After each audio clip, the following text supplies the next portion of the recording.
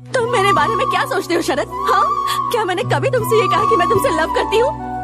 मैं तुमसे बहुत प्यार करता हूँ और जब से तुम मेरी लाइफ में वापस आई हो तब से और भी प्यार। बस बहुत हुआ, मैं तुम्हारे बारे में ऐसा नहीं सोचती और तुमसे प्यार करूंगी क्यों शरद?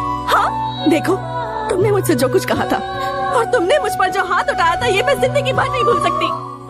तुम मेरी जिंदगी में दोबारा कभी वापस नहीं आ सकते। मेरे बारे में किसी से कुछ मत कहना, मुझे चैन से जीने दो।